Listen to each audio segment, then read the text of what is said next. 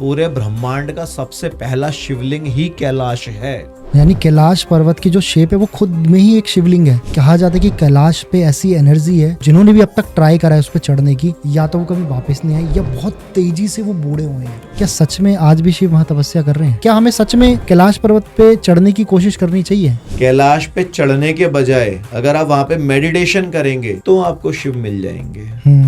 कि जिस तरीके से दिखाया जाता है केदारनाथ को, असली सच्चाई वो नहीं है। इसका परिणाम होता है केदारनाथ जैसी आपदाएं। आने वाले टाइम में फिर आपदा आएगी। अगर ऐसी आपदा जो आई थी और अगर भविष्य में कभी ऐसी आपदा आई तो उसमें बचेगा कोई नहीं। शिव का असली रूप क्या है? देखिए, महादेव जो हैं सबसे पहले तो पंचानन, शंकर भगवान के 5 मुख हैं। शिव वो हैं जो कैलाश पे रहते हैं। महाकाल कौन है? जैसे हमारे भूत, वर्तमान, भविष्य, इन तीनों पे जिसका कंट्रोल है वो महाकाल है। कई बार हम लोगों को सपने में दर्शन होते हैं महादेव के। सपने में क्यों होते हैं? भगवान कभी भी अपने जो साकार रूप में सामने नहीं आते, जो उनका असली रूप है। जी, भगवान महादेव ही त्रिकालदर्शी हैं। 3 का जो नंबर है सब उन्हीं से ही इंटरकनेक्टेड है। राइट। क्या शिव तत्व हमारे अंदर होता है? वो जो आत्मा जो हमारे अंदर बुलवा रही है और जो करवाती है सब कुछ, बहुत मिलीग्राम में उसका वेट होता है, वही ईश्वर का तत्व होता है। तो शंकर को पाने के लिए सबसे पहले तो आपको शिव को जानना पड़ेगा, और शिव को कोई जान ही नहीं सकता। शिव के साथ जो शक्ति है, उस शक्तियों की जो रक्षा करता है वो होता है। हमारे भोलेनाथ और शंकर को प्रसन्न करना हो, खुश करना हो, कैसे कर सकते हैं? महादेव का डमरू का एक साउंड है जो सबसे प्योर ऑफ फॉर्म माना गया है। जब वो बजता है एक अलग सी एनर्जी, एक अलग सी फॉर्म क्रिएट होती है। क्यों? पार्वती जी को उठा के ले जब उनके अंश गिरे थे उस टाइम बहुत माना जाता है कि बहुत गुस्से में थे भगवान शिव। क्यों शिवलिंग को योनि और लिंग के साथ जोड़ा गया है?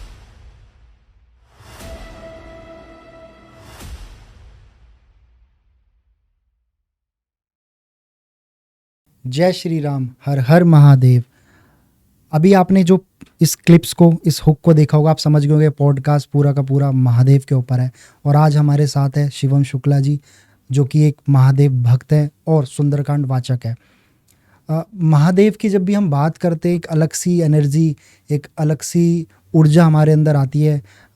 उनके जब भी हम विज़न को सोचते हैं, ब्लेस फील करते हैं, किस तरीके से महादेव हमारी लाइफ को पूरी तरीके से कंट्रोल करके हमें क्या क्या चीज़ें सिखाने की कोशिश करते हैं। उनकी ब्लेसिंग हमेशा हमारे साथ रहती है। और महादेव की लाइफ के बारे में जब हम जानने की कोशिश करते हैं तो काफ़ी बार हम लोगों को कुछ चीज़ें मिस आउट होती है जो हम लोग शायद निगलेक्ट करते हैं या जानने की कोशिश नहीं करते। वही सब चीज़ें महादेव की जो हमें और ज़्यादा करीब लेकर आती है महादेव की ओर, इस पॉडकास्ट में आपको सीखने को मिलेगी। वो जुड़ाव आपको इस पॉडकास्ट में आपको देखने को मिलेगा।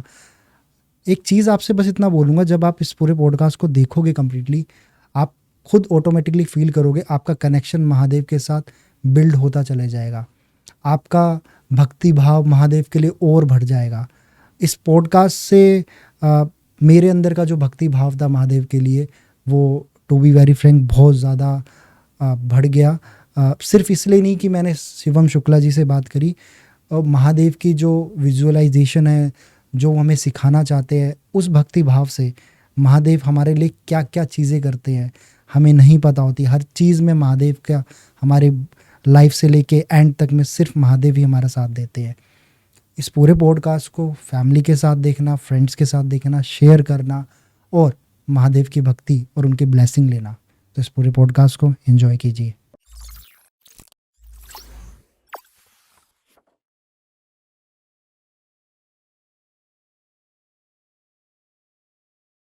स्वागत है शिवम जी आपका फिर से पॉडकास्ट कोनाल शो में। कैसे हो आप? जय श्री राम। जय श्री राम, हर हर महादेव। हर महादेव। आप कैसे हैं? मैं एकदम बहुत बढ़िया, और आपसे मिलकर तो हमेशा अच्छे हो जाते हैं। जी। और क्या चल रहा है? बस यही भगवत चर्चा, आप याद करते हैं बार बार। तो लोग इतना प्रेम करते हैं आपको। जब भी हम आपके साथ पॉडकास्ट रिकॉर्ड करते हैं, वो इतना भक्ति से लीन होता है। जब भी लोग उसे देखते हैं तो बहुत, मतलब मुझे तो पर्सनली रिकॉर्ड करके अच्छा लगता है। सोचो जब लोग देखते हैं तो कितना प्रेम करते हैं। आपने खुद देखा है, कमेंट्स हो, चाहे वो रील्स हो हमारी, चाहे हमारा कोई भी टॉपिक हो, आप इस तरीके से उनको बताते हैं कि वो बिल्कुल दिल तक कनेक्ट होता है। शायद इसलिए वो बार बार कनेक्टिविटी हमें वापस में जोड़ती रहती है। जी, सब शंकर भगवान की कृपा है, करवा रहे हैं बस। बस बस बस बस। शिवम जी, मुझे कुछ कुछ चीज़ें हैं जो मेरे को महादेव के बारे में ना जी। जाननी है। मैं बहुत टाइम से सोच रहा था कि मैं इस टॉपिक पे ना आपसे ही डिस्कस करूंगा। तो मुझे सबसे पहले जानना है कि शिव का असली रूप क्या है? क्या वो सच में भगवान है या फिर वो कोई एनर्जी है? तो आपने कहा कि महादेव का एक असली रूप क्या है? क्या वो सच में भगवान है या वो एक एनर्जी है? देखिए, महादेव जो हैं, सबसे पहले तो पंचानन शंकर भगवान के 5 मुख हैं। एक स्तुति आती है कि कर्पूर गौरम करुणावतारम संसार सारम भुजगेंद्र हारम, जिनका शरीर कर्पूर यानी श्वेत है, नंदी के अस्वार हैं, गले में जिनके भुजंग है, हाथ में त्रिशूल है, त्रिशूल में डमरू है, नाद का ओम का जो नाद है वो है। तो एक तो स्वरूप है उनका ये कि उनके 5 मुख हैं। अगर हम इसको इस भाव में देखें कि एक डीप एनर्जी है और एक कॉस्मिक एनर्जी है, वो क्या है? भगवान कभी भी अपने जो साकार रूप में सामने नहीं आते, जो उनका असली रूप है। जी, कभी उसमें नहीं आते। उसमें उन्हें कौन देख सकता है? उसमें उन्हें केवल उन्हें वही देख सकता है, वो योगी जो उस साधना के लेवल तक पहुंचा हो। भगवान कृष्ण ने जब अर्जुन को गीता का उपदेश दिया और जब अपना विराट स्वरूप दिखाया तो दिव्य दृष्टि दी। बिना उसके वो भी नहीं देख सकते थे। जी बिल्कुल। भगवान राम जब यहाँ पर आए तो मनुष्य का तन लेकर आए, उस रूप में आए। ऐसे ही भगवान महादेव का जो असली स्वरूप है वो 5 मुख हैं भगवान शंकर के, और वो स्वरूप हम और आप ऐसे कोई योगी पुरुष भी ऐसी अवस्था में नहीं देख सकता जब तक स्वयं महादेव उसको उस अवस्था में ना ले जाएं। और जो शंकर कैलाश पे, जो शिव कैलाश पे रहते हैं उनके भी 5 सिर, लेकिन हमें और आपको एहसास दिलाने के लिए वो एक मुख उस समय पे धारण करते हैं, योगी के रूप में रहते हैं। जिस बिल्कुल एक योगी के रूप में वो कैलाश पे रहते हैं। उनका दर्शन आप कर सकते हो योग साधना से या स्तुति से, भाव से उनका आप दर्शन आप कर सकते हो। उस दर्शन से भी पहले एक आता है फीलिंग्स, एक डीप एनर्जी। आपके मन में मेरे लिए क्या है या मेरे मन में आपके लिए क्या है, जब हम सामने होंगे या हमारी एनर्जी लेवल एक दूसरे के प्रति इतना इंटरकनेक्टेड होंगी तो वो हमें फील होता है। राइट। तो यही एनर्जी, अच्छा ये फील कैसे होता है? यही रेडिएशंस जो होती हैं आज के समय में, जो हमारे मोबाइल, जो हम जिस पे काम करते हैं, पहले वो ब्रह्मांड में सैटेलाइट में जाती, फिर वापस आपके फोन में आती। हम लोग सामने बैठ के अगर कॉल करेंगे तो डायरेक्ट कनेक्टिविटी नहीं होगी, वो पहले ब्रह्मांड में जाएगी, फिर वो आपके पास आएगी यहां से जाके। बिल्कुल। ऐसे ही जब हम योग साधना में जाएंगे या भगवान को अगर हमें फील करना है, महादेव को, तो वो डायरेक्ट फील नहीं होगा। पहले आप अपना लेवल वहां तक लेके जाएंगे जब आपका एनर्जी लेवल उस एनर्जी के साथ सूटेड होगा, फिट होगा, ना कि उसके सिमिलर हो जाएगा, थोड़ा थोड़ा मैच करेगा। तब जाके ब्रह्मांड ऐसी क्रियाएं होंगी कि वो महादेव महादेव को तो सब पता है कि आप ये कर रहे हैं, लेकिन हर चीज का एक प्रोटोकॉल है। तो वो एनर्जी तो आपको फील होगी, लेकिन अगर आप सोचें कि हम डायरेक्ट ही ऐसे पाले तो ऐसे नहीं पा सकते आप। अच्छा, कई बार हमें ऐसा होता है कि जब हम योग में हैं या फिर अपने भक्ति भाव में हैं तो कुछ हमारे साथ घटनाएं होती हैं, कुछ हमें ऐसा लगता है कि हमने किसी और स्वरूप में देखा। या अगर लगता है कि हमारे आसपास कोई एक दिव्य शक्ति, दिव्य चक्र है जी। ये क्यों होता है? जब हम साधना करते हैं या भजन करते हैं सच्चे दिल से, तो हमारे चारों तरफ एक प्रोटोकॉल बनता है, ओरा। बिल्कुल, जिसे हम ओरा कहते हैं। बिल्कुल, जब वो ओरा बनता है तो वो ओरा, वो रेडिएशन इंटरकनेक्टेड होते हैं उस ईश्वर, उस देवता के प्रति, एनर्जी, उस एनर्जी से वो इंटरकनेक्टेड होते हैं।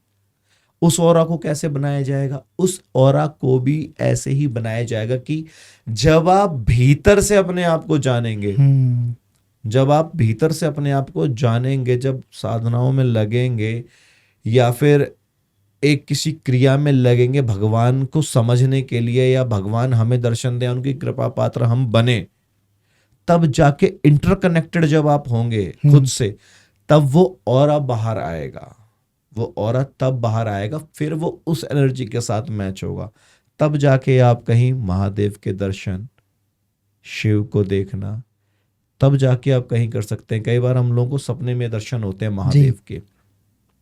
सपने में क्यों होते हैं? क्योंकि हमारा कॉन्शियस माइंड, चेतना, हमारा चेतनी हमारी वो हमेशा चलती रहती है, और हम जैसा सोचेंगे, जैसा खाओ अन्न वैसा हो मन, और जैसा पियो पानी वैसी हो वाणी।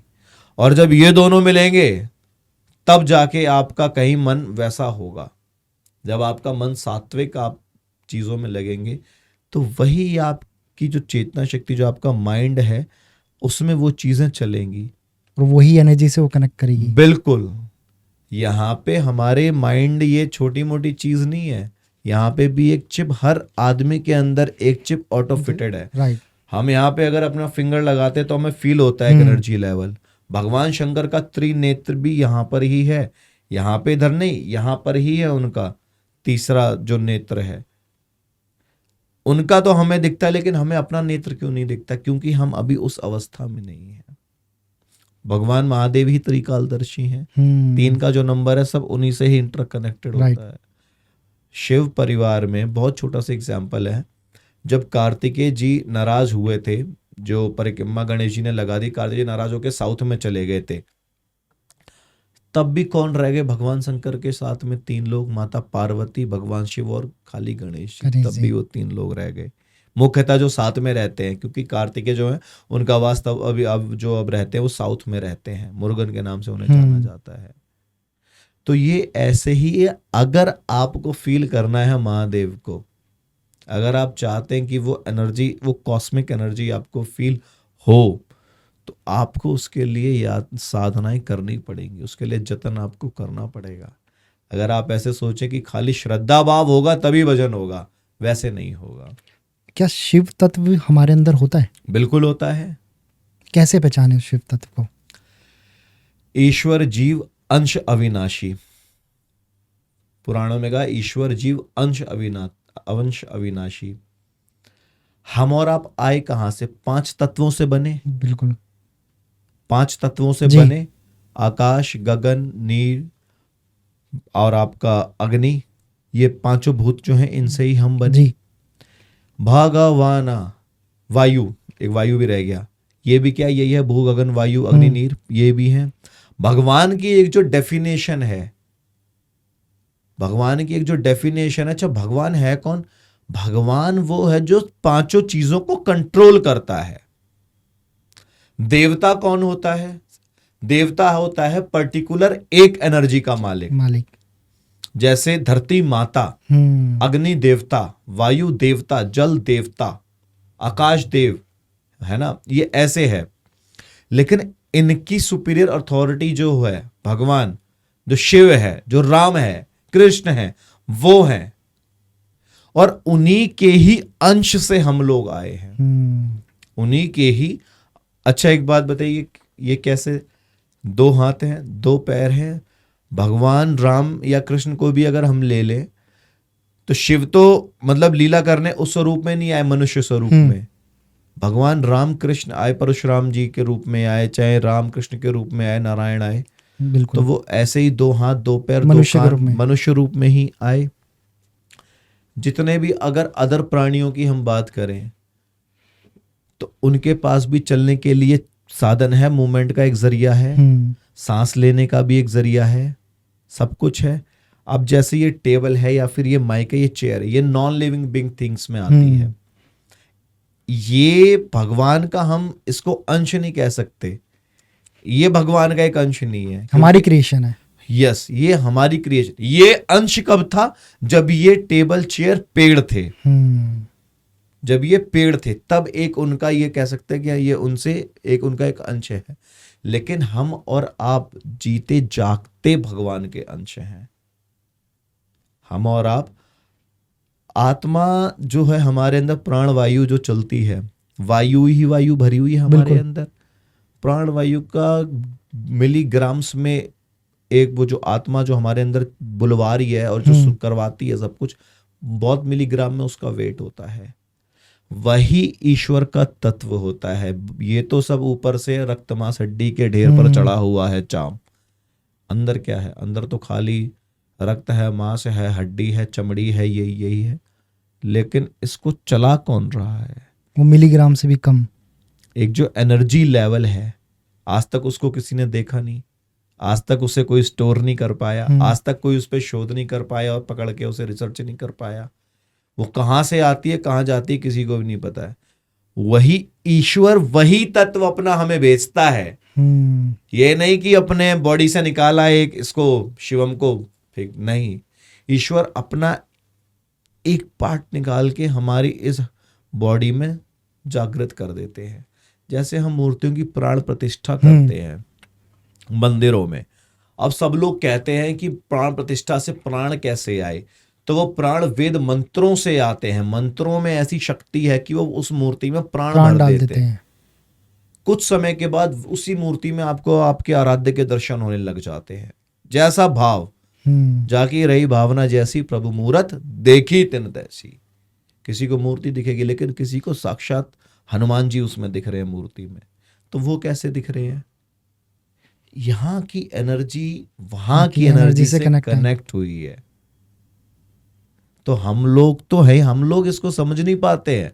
हम बस यही एक डायलॉग मार दिया कि ईश्वर जी अविनाशी। नहीं, आप इसको समझो भाई, आप इसको समझो। जब तक इंसान को धक्के नहीं लगते, या तो फिर वो योग से भर के आया हो, पहले पेट से सीख के आया हो, लेकिन जब तक हमें एक सदगुरु हमारे जीवन में नहीं आता, या जब तक हमें धक्का नहीं लगता, हम इस चीज को समझते नहीं है। और जब आपको समझ में आ गई, जब आपकी एक बार एनर्जी कनेक्ट हो गई, फिर उस एनर्जी को कोई मिटाने वाला भी नहीं है, क्योंकि वो एनर्जी ना मिट सकती, बिल्कुल ट्रांसफर हो सकती है। बिल्कुल, एनर्जी ट्रांसफर ही करती है। एनर्जी, ये शरीर तो पड़ा रह जाता है, लेकिन एनर्जी इधर से उधर घूमती है, दूसरे शरीर में जाएगी। बिल्कुल, वो किसी और बॉडी में जाएगी। और अगर आप उसे ईश्वर के प्रति लगा देंगे, जहां से वो आई है, तो वहां जाए, तो आपका कल्याण हो जाएगा। अच्छा, एक चीज और है इसमें, जब आत्मा वो एनर्जी हमारा शरीर छोड़ती है ना, तो जब तक उसका तर्पण नहीं हो जाता, हमारे शास्त्रों में कहते हैं ना कि पितृ तर्पण भी एक देव ऋण, ऋषि ऋण और पितृ ऋण हमारे ऊपर हमेशा रहता है। राइट। तो पितृ ऋण आपका कभी उतरता नहीं है। कभी हमारा पितृ ऋण कोई कहता है कि उतर जाए, कभी उतरता नहीं है। समय समय पे पितरों को जल दो, उनको भोजन पवाते रहो।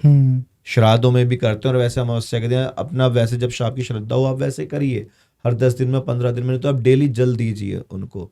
तो वो मेंटेन रहता है, बैलेंस रहता है। वो चीजें आपको, वो कैसे में परेशान कर रही हैं, वो ऐसे परेशान कर रही हैं कि जो वो लेवल फॉर्म ऑफ एनर्जी है, वो हमारी एनर्जी पे भारी होता है उन लोगों का।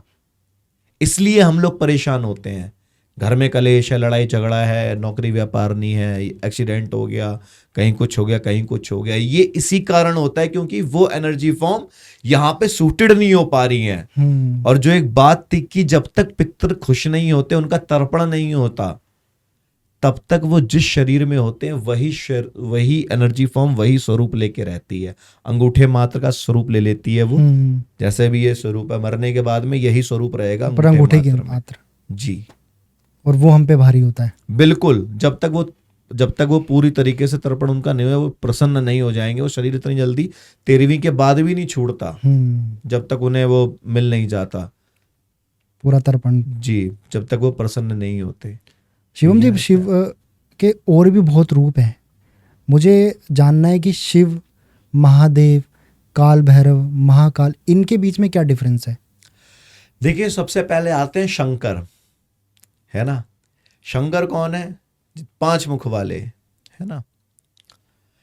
शिव वो हैं जो कैलाश पे रहते हैं, एक मुख में, योग के रूप में साधना कर रहे हैं। कैलाश क्या है? कैलाश एक मेडिटेशन पॉइंट है, जहां पे वो वट वृक्ष के नीचे साधना कर रहे हैं। माता पार्वती भी हैं, उन पे भी हम बात करेंगे। ये है शिव, हमारे और आपके लिए।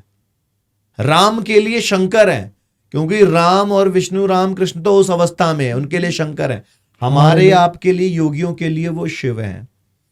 अच्छा, महाकाल कौन है? महाकाल जैसे हमारे भूत, वर्तमान, भविष्य, इन तीनों पे जिसका कंट्रोल है वो महाकाल है। वो महाकाल है, जो कालों का भी काल। महाकाल इट डजंट मीन कि जो हो गया सो काल नहीं, काल का मीन होता है टाइम, फ्यूचर, प्रेजेंट, पास्ट। इसका मतलब होता है काल, भूत, भविष्य, वर्तमान, इसको हम लगा दे काल, टेंस मतलब काल, ठीक है। समय, जो समय का मालिक है वो होता है महाकाल। और वो कौन है? वो शिव का एक रूप है। वो शिव का एक रूप है। शिव के साथ जो शक्ति है, उस शक्तियों की जो रक्षा करता है वो होता है भैरव, काल भैरव। वो काल भैरव, वो होता है काल भैरव, जो वहां पे एक सिक्योरिटी इंचार्ज हैं, जो वहां की पीठों की रक्षा कर रहे हैं। आज भी भारत में जो 52 शक्ति पीठ हैं, बड़े से बड़े मंदिर को, सोमनाथ जैसे मंदिर को गजनी ने और उसने कितने तोड़ने की कोशिश, लेकिन आज तक बिल्कुल आज तक उसकी भव्यता वैसी है। क्या महाकाल के मंदिर पे हमला नहीं हुआ होगा? क्या त्र्यंबकेश्वर में हम सब पे हुआ हमला? लेकिन बचे कैसे? काशी तो कितनी पुरानी है जी, काशी में तो दुनिया का सबसे पहला शहर बिल्कुल। क्या वहां पे कोई आज तक उस तरीके से कब्जा कर पाया? नहीं। क्यों? क्योंकि वहां का जो समय प्रोटेक्टर है काल भैरव। काल भैरव जो वहां के इंचार्ज हैं, उनके पास में आपका टाइम और आपका सिक्योरिटी इंचार्ज, उसकी रक्षा का दायित्व, ये दोनों है। अब इसका मतलब ये नहीं कि वो स्वयं प्रकट होकर, वो क्रिया चक्र ऐसी हो जाएगी कि दुश्मन भी आपका कुछ बिगाड़ नहीं पाएगा। उनकी प्रवृत्ति ही तामसिक है, तभी उनको सब दारू और जो मदिरा जो चढ़ती है, वाइन वगैरह, वो इसीलिए, क्योंकि उनकी अब लड़ना, मारकाट करना एक तामसिक वृत्ति है, सात्विक नहीं है। जो रजोगुण होता है हमारा वो ये है, जिसमें आपका मारना, लड़ना या किसी के प्रति वो करना, गलत चीजें जिसमें आ जाती हैं। ये रजोगुण में आता है, तामसिक प्रवृत्ति ये हो जाती है। इसलिए उनको कई जगह पे मंदिरों में भैरव को दारू वगैरह, वाइन वगैरह ये लोग चढ़ाते हैं, लेकिन वो उनके लिए वो अमृत हो जाती है, उनका वो एनर्जी सोर्स हो जाता है। अच्छा, वो कैसे हो जाता है काल भैरव का? वो ऐसे होता है कि हम अपनी नेगेटिविटी को उधर ट्रांसफर करते हैं, उस फॉर्म के जरिए। कैसे करते हैं? ऐसा कहाँ मिलता है? भगवान शंकर ने हलाहल पी के क्या बताया हमें? भगवान शंकर ने भी तो हल जब विष पिया तो वो भी तो जहर ही था। दारू कोई हमारे आपके लिए अमृत तो नहीं है तो जहर ही। बिल्कुल। लेकिन जब भगवान ने उसे भी ग्रहण कर लिया तो उन्होंने उसे अपने तरीके से अमृत बना दिया, हमारे और आपके लिए नहीं। उन्होंने, उनके पास इतना पावर है कि उन्होंने उसको अब्सॉर्ब कर लिया। तो इनमें ये डिफरेंस है। शंकर को अगर आपको पाना है तो शंकर को पाने के लिए सबसे पहले तो आपको शिव को जानना पड़ेगा, और शिव को कोई जान ही नहीं सकता। शिव को महसूस कर सकते हो, उनकी एनर्जी को महसूस कर सकते हो, फील कर सकते हो, लेकिन आप सोचो कि हम उन्हें जान लें, क्योंकि परमात्मा को कोई जान नहीं सकता, वो क्या कर सकते हैं। इसमें एक रूप महादेव, जिनको तो देवों के देव महादेव कहा जाता है, जो सभी देवताओं के देवता है। अभी आपने बात बताई थी कि महादेव कैलाश पर्वत पे हैं, मतलब हमारे शिव। क्या सच में आज भी शिव वहां तपस्या कर रहे हैं कैलाश पर्वत पे? बिल्कुल। दुनिया में इतनी सारी पहाड़ियां हैं, सब पे सबने सबमिट किया। कैलाश पे आज तक कोई सबमिट नहीं हो पाया, आज तक। बिल्कुल। क्या दुनिया में ऐसी टेक्नोलॉजी नहीं है? जब माउंट एवरेस्ट पे जा सकता है आदमी, हजारों आदमी चढ़े गए, तो कैलाश पे क्यों नहीं जा पाते? कैलाश पे इसलिए नहीं जा पाते क्योंकि कैलाश एक ऐसा पॉइंट है जहां पे सब चीज स्टॉप हो जाती है, सेंटर है वो अर्थ का, सेंटर भी है वो अर्थ का। तिब्बतन पठार जो है, तिब्बत प्लेट्यू जो दुनिया का, उसको रूफ ऑफ द वर्ल्ड कहा जाता है, टॉप ऑफ द वर्ल्ड भी कहा जाता है। उसको क्रॉस करेंगे आप तो वो उसी रेंज में आएगा। एक जैसे ये रूफ है, नीचे पृथ्वी है, सारा सब कुछ, ये पठार है दुनिया का सबसे ऊपर, इस पे एक पॉइंट रखा हुआ है शिवलिंग के रूप में। कैलाश शिवलिंग है। Shivling is a form of energy, infinite energy. हमारे एटॉमिक सेंटर्स भी हैं, वो भी गोल ही होते हैं उसी तरीके से। अगर आप एक चौकोर बॉक्स बनाएंगे तो एनर्जी इधर से उधर टकराएगी, राइट, कर्व में नहीं होगा। बिल्कुल। गाड़ी का, आप इसको बहुत सिंपल एग्जांपल है, गाड़ी के पहिए गोल क्यों होते हैं? तभी तो वो एनर्जी चलेगी, वो रिवॉल्व होता रहता Right. है। तो भगवान ने हमें ऐसी गोल चीज क्यों नहीं दी? हमें पैर क्यों दिए चलने के लिए? क्योंकि हमारा फॉर्म ऑफ एनर्जी अलग है, हम उसके साथ कंपेबिलिटी हमारी नहीं है। हम एक स्टेप चलेंगे, गाड़ी उसमें 100 स्टेप चल लेती है। तो महादेव जो है, वो महादेव उस पॉइंट पे योग साधना में बैठे हैं। और महादेव अपना कब रूप लेते हैं, शिव महादेव कब बनते हैं? पर्यायवाची ही है उनका, अलग अलग नाम है। भगवान विष्णु ने 1000 नामों से महादेव की स्तुति करी है, 1000 नामों से जी। लेकिन जो महादेव का नाम है, जब शिव देवों के भी कार्य बनाते हैं, जहां पे देवता सरेंडर्ड हो जाते हैं, तब वो महादेव का फॉर्म हो जाता है, जो देवों के भी देव है महादेव। यानी कैलाश पर्वत की जो शेप है वो खुद में ही एक शिवलिंग है। बिल्कुल, कैलाश इज अ शिवलिंग। पूरे ब्रह्मांड का सबसे पहला शिवलिंग ही कैलाश है।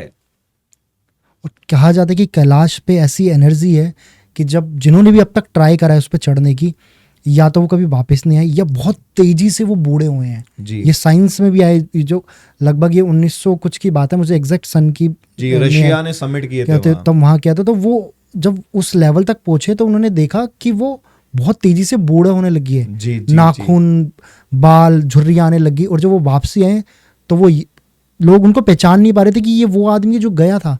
इतनी मतलब ऐसी कैसी एनर्जी है कि वहां तक पहुंचने नहीं दे रहे। क्या हमें सच में कैलाश पर्वत पे चढ़ने की कोशिश करनी चाहिए?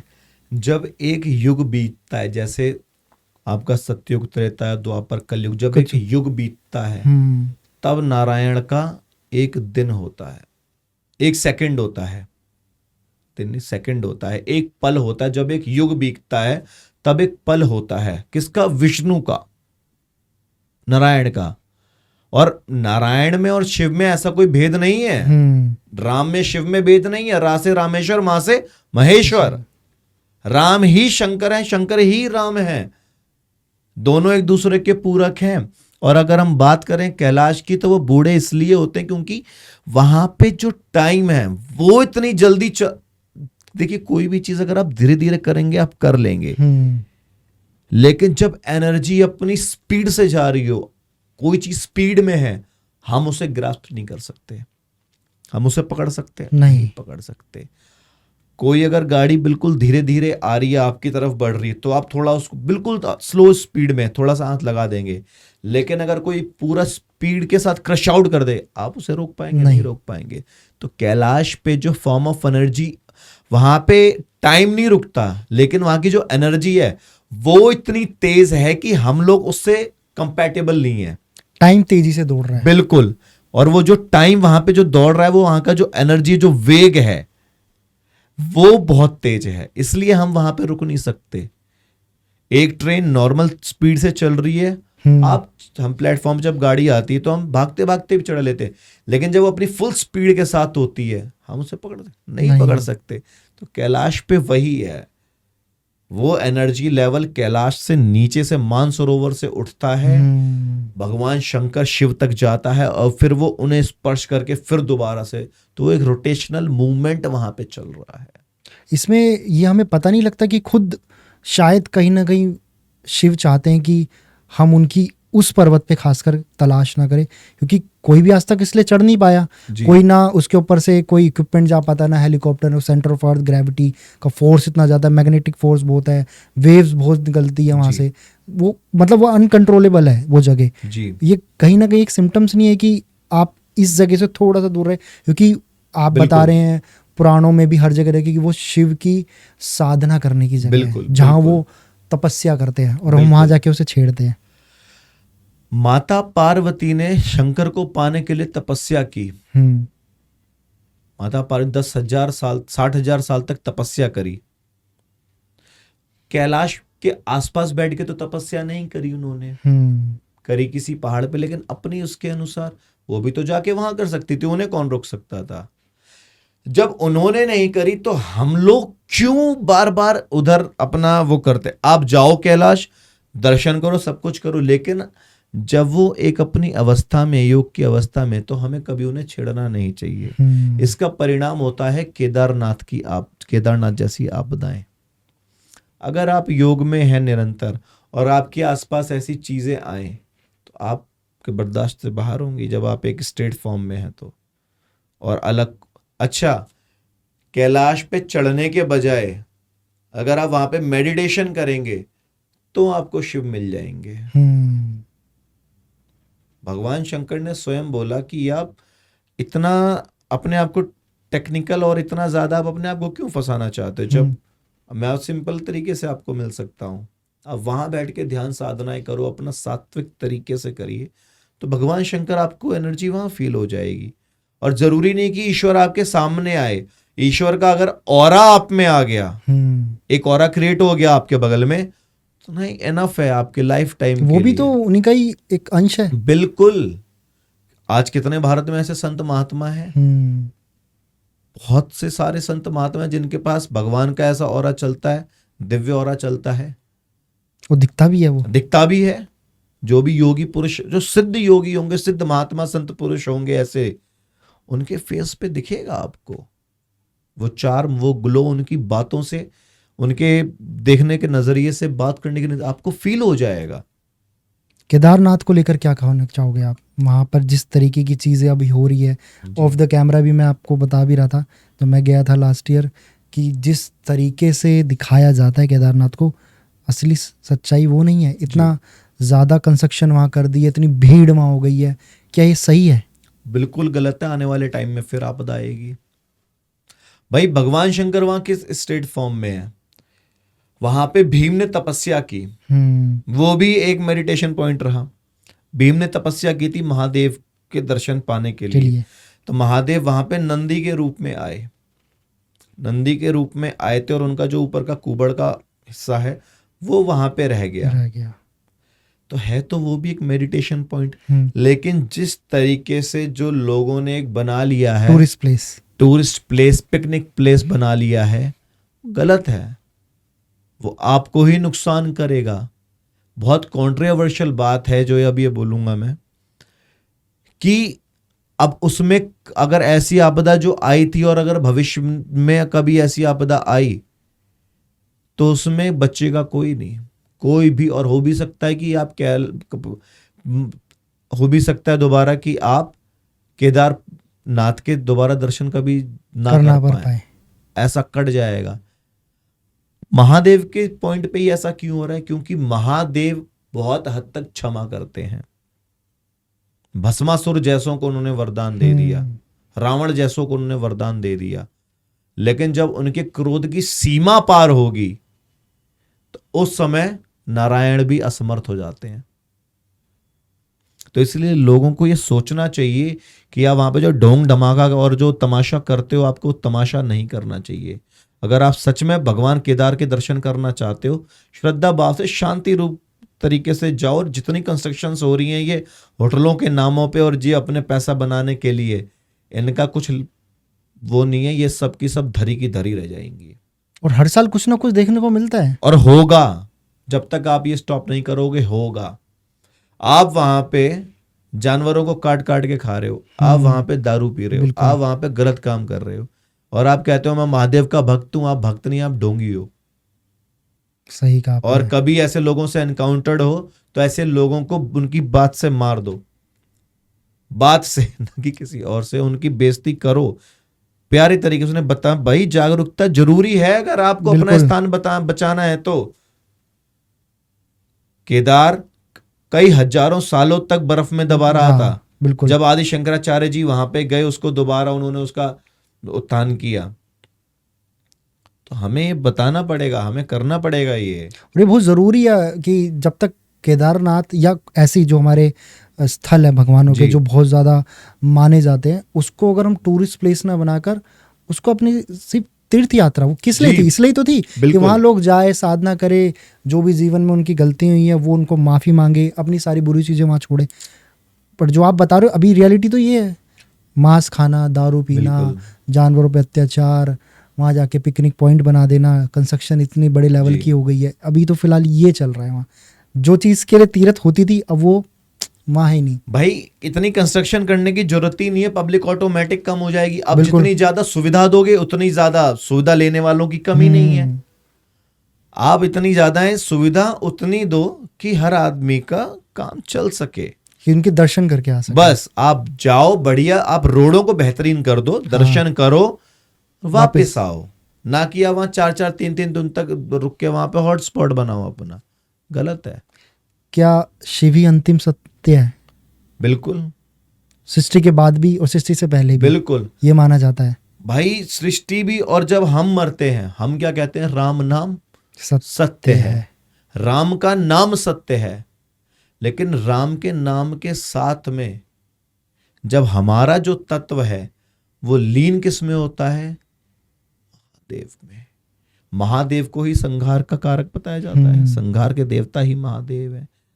लास्ट में जो होता है अब आप किसी भी घाट पे जाएंगे, शमशान घाट पे कहीं भी,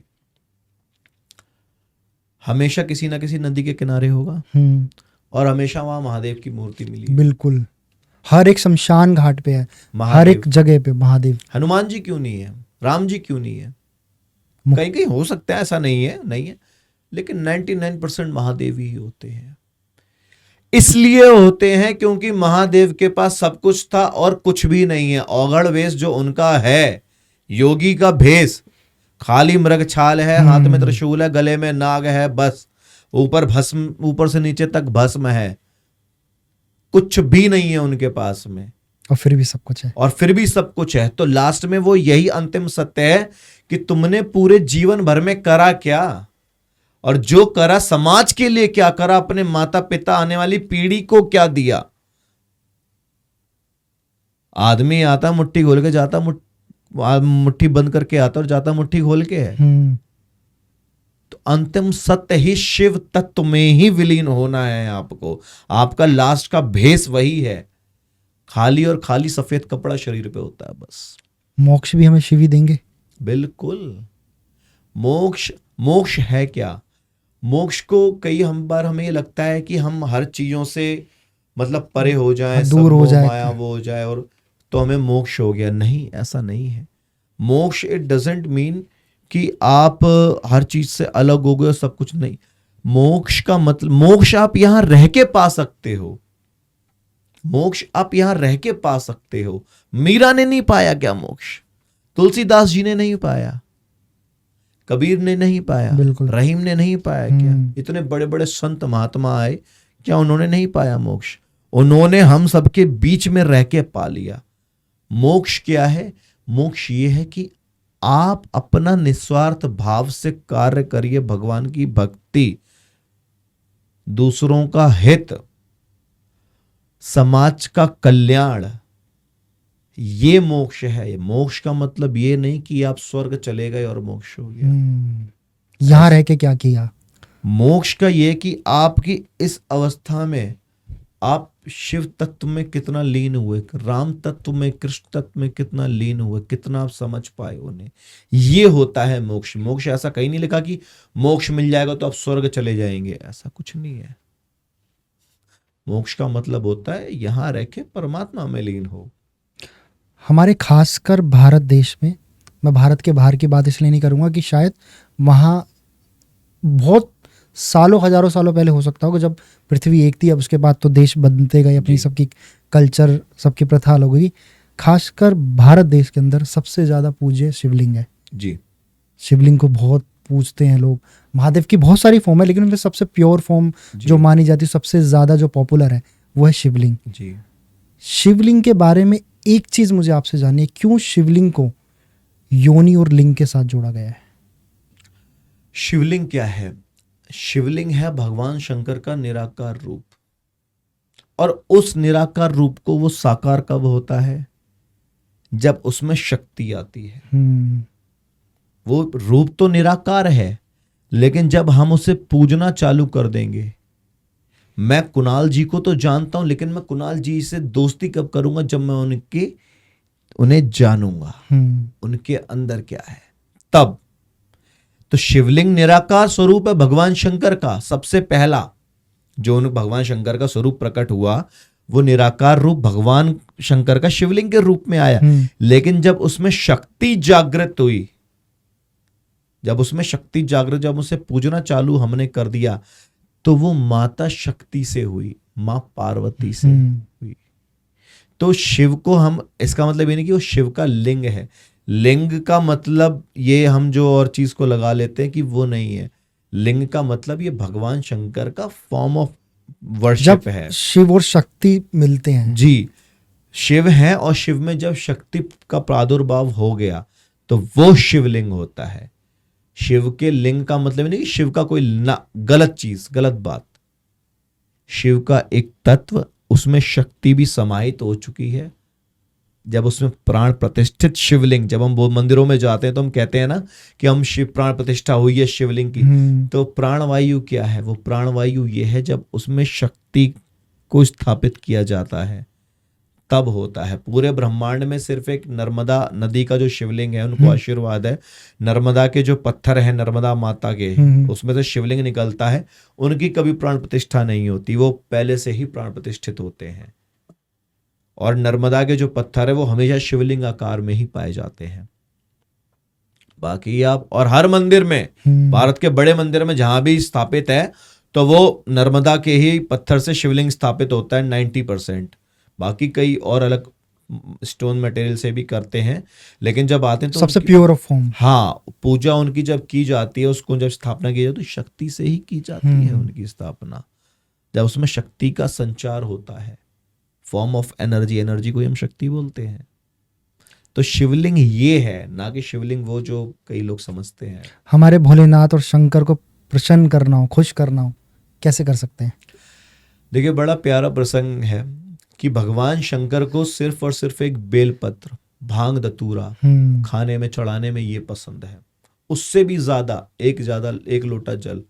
और अगर कुछ भी ना कर पाओ तो माता पार्वती ने भगवान शंकर से मानस जी के, राम जी के बारे में जानने से पहले पूछा कि हे शंभुनाथ, हे भोलेनाथ, देवादिदेव महादेव, तुम पुनि राम राम जपहु दिन राती, सादर जपहु आनंद आराती। कि आप तो सुबह शाम राम राम राम राम राम राम जपते रहते हैं, मैं उन राम को जानना चाहती हूं। अच्छा, हम किसी भी देवता की आराधना करते हैं, भगवान की आराधना करते हैं, तो जो हमारा इष्ट होता है हम हमेशा उसका ही सुमिरन करते हैं। तो भगवान शंकर को अगर आपको पाना है, उन्हें समझना है, तो आप राम के पैर पकड़ो। हकीकत, अब राम की सेवा करो, अब राम जी की सेवा करो, शंकर जी का ध्यान लगा के। शंकर का आप जो करते हो करो, और शंकर के सामने बैठ के आप कुछ नहीं, सिर्फ और सिर्फ राम राम करो, एक लोटा जल, बस। इससे ज्यादा जितना आप करोगे अच्छा है, लेकिन मिनिमम, कम से कम में ज्यादा पाने का तरीका यही है कि वो एक लोटे जल में भी सिर्फ बस हो जाते हैं। एक लोटे जल में। महादेव का डमरू का एक साउंड है जी, जो सबसे प्योर ऑफ फॉर्म माना गया है। जब वो बजता है, एक अलग सी एनर्जी, एक अलग सी फॉर्म क्रिएट होती है। क्यों?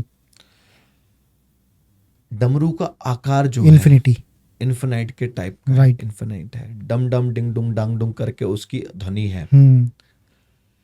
उस डमरू के नाद से ही वेद प्रकट हुए। पहला शब्द क्या है डमरू का? ओम आया। फॉर्म उसका ये है, डमरू का जो प्योर फॉर्म ये है।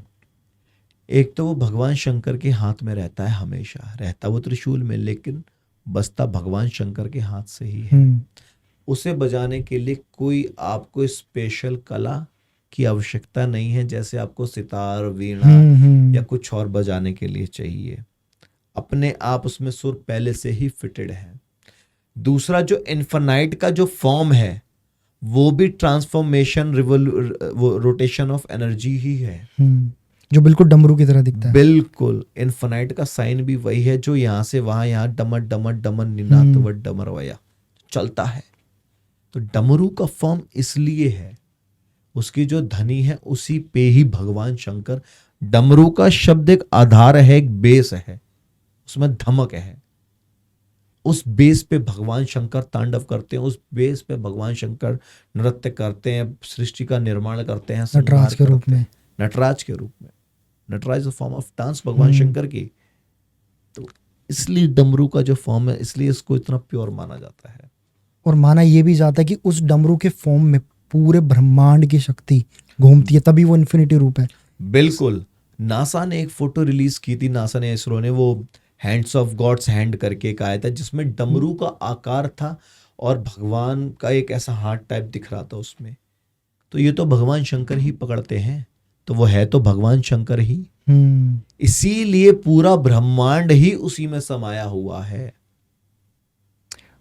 सबसे ज्यादा जो माने जाते हैं हमारे यहाँ देवों के देव महादेव, सबसे ज्यादा भोले, जो हर चीज में, छोटी छोटी चीज में प्रसन्न हो जाते हैं, आपकी हर गलती को माफ कर देते हैं, आपको सबसे जल्दी, जैसे होता है ना कि एक भक्त जब उनके पास जाता है तो सबसे जल्दी उसे अपनाते हैं जी। शायद हो सकते हैं भगवान राम या कृष्ण थोड़ी परीक्षा आपके लिए, लेकिन भगवान शंकर कभी नहीं लेते। वो कहते हैं अपने आप को कष्ट मत दो जी। जो है बस उतने में करो। बट जब उनका रुद्र रूप यानी गुस्सा जब उन्हें आता है, उसमें भगवान भी उनसे डरते हैं। उस रुद्र रूप के बारे में आप बताइए। योगी जो होता है ना कुणाल जी, योगी हमेशा स्वभाव से सरल होता है, उसे लेना नहीं आता, उसे सिर्फ देना ही देना आता है। भगवान शंकर कौन है? योगी है, महायोगी है। भगवान शंकर से ही योग की उत्पत्ति हुई है। सबसे परम संत वैष्णवा नाम यथा शंभु, सबसे परम वैष्णव भगवान शंकर ही है। तो उनके पास उन्हें कुछ चाहिए नहीं, इसीलिए वो किसी की कोई परीक्षा नहीं लेते। क्योंकि संत का, योगी का एक यही पहचान होती है कि वो परीक्षा नहीं लेता किसी की।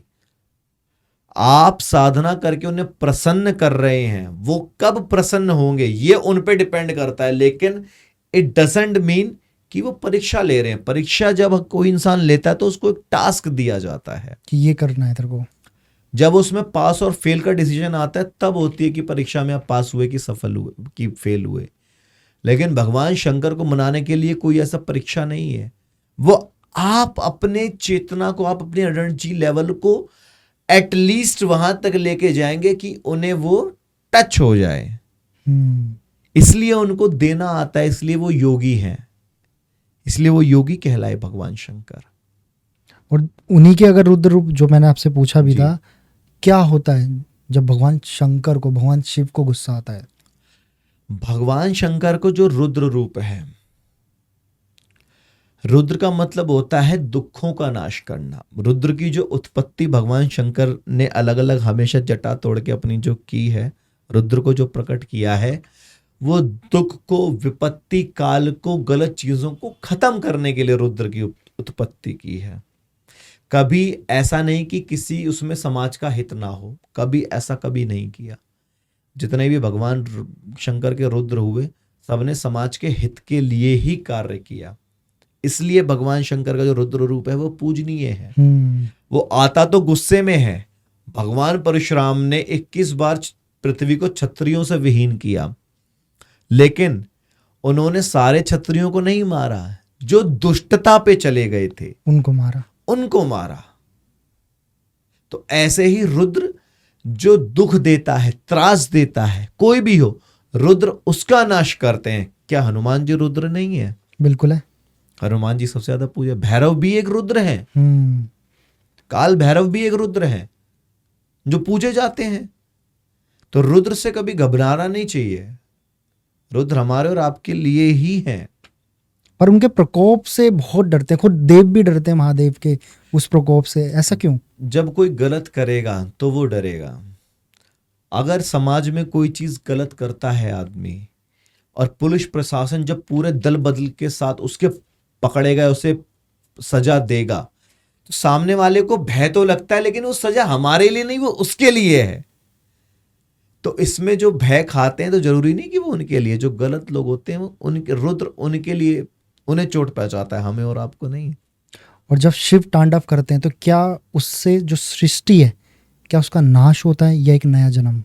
शिव के तांडव से सृष्टि उत्पन्न भी होती है और सृष्टि का संहार भी होता है। कैसे? जब भगवान राम आए तब भगवान शिव ने तांडव किया, नाचा प्रसन्नता के साथ। तांडव का मतलब ये नहीं होता कि आप भगवान शंकर गुस्से में, ना। जब माता पार्वती तपस्या कर रही थी भगवान की, तब भी महादेव इतने प्रसन्न हुए, उन्होंने तांडव किया। तांडव is a name of dance form. उसका मतलब ये नहीं होता कि सब कुछ खत्म होने वाला, सब कुछ डेड पॉइंट पे जा रहा है, नहीं, ऐसा नहीं है। तो भगवान शंकर जब प्रसन्न होते हैं, शिव प्रसन्न होते हैं, तब भी वो डांस करते हैं, और जब नाराज होते हैं तब भी वो अपने, अब उनको, उनका भी एक एनर्जी लेवल है, उसे भी तो किसी में निकालना है ना। जब हम बहुत प्रसन्न होते हैं तो कोई भी बढ़िया गाना गुनगुनाने लगते हैं, डांस करने लग जाते हैं। राइट। जब हमें गुस्सा आता है तो हम कुछ अपनी कहीं ना कहीं तो, चाहे फेस के एक्सप्रेशन हो, चाहे हाथों से कुछ ना कुछ हम फॉर्म ऑफ एनर्जी निकलता है। तो भगवान अपना फॉर्म ऑफ एनर्जी ऐसे निकालते हैं, तांडव के थ्रू। जी। कभी इसका मतलब ये नहीं कि वो नाराज है, ऐसा नहीं होता। तो कहा जाए तो तांडव से एक तरीके से सृष्टि का संचार, बिल्कुल, उत्पत्ति भी होती है, सृष्टि का संचार भी होता है तांडव से।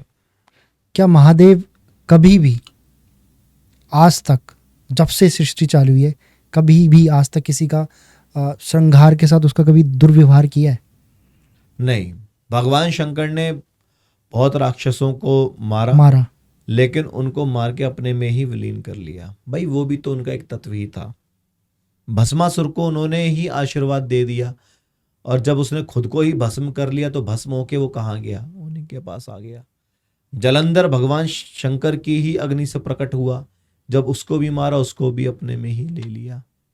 तो जब हम इस सृष्टि को छोड़ते हैं, हमारा सारा अंश खत्म होता है, क्या हम भी भगवान शिव में लीन होते हैं? बिल्कुल। देखिए, जो जिस देवता का उपासक होता है, जो जिस भगवान का उपासना करता है, वो उसमें लीन होता है जाके। लेकिन वो देवता भी, वो भी सब भगवान शिव में ही विलीन होते हैं जाके। या तो आप डायरेक्ट भगवान शंकर में चले जाएंगे, किसी के माध्यम से जाएंगे, पर जाना वही है। बिल्कुल, अंत गति ही वही है। परम शक्ति क्यों बोला गया है शिव को, कि सबसे बड़ी शिव शक्ति है पूरे ब्रह्मांड में, जिसने हर एक चीज बनाई है, खुद देवता बनाए हैं, वो शिव है। इवन चाहे वो ब्रह्मा जी हो, विष्णु जी हो, कोई भी, सबके जो सुप्रीम है वो शिव है सिर्फ। क्यों? अलग अलग पुराणों में, जैसे हमारे 18 पुराण, तो हर देवी देवता को सुप्रीम दिखाया गया, लेकिन सुप्रीम में सिर्फ और सिर्फ आपके दो ही आते हैं। कौन? नारायण, भगवान विष्णु जिन्हें हम राम कहते हैं, वो, और भगवान शंकर।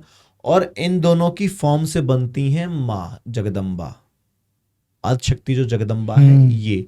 तो यही तीनों एक्चुअल में असलियत यही है, यही तीन भगवान हम इनको कहेंगे।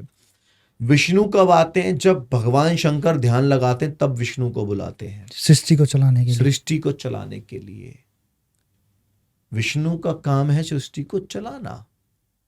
ब्रह्मा को अथॉरिटी दी कि आप रचो, वो चलाओ, लेकिन जब सब कुछ अपने में ही विलीन करना है तो वो महादेव करेंगे।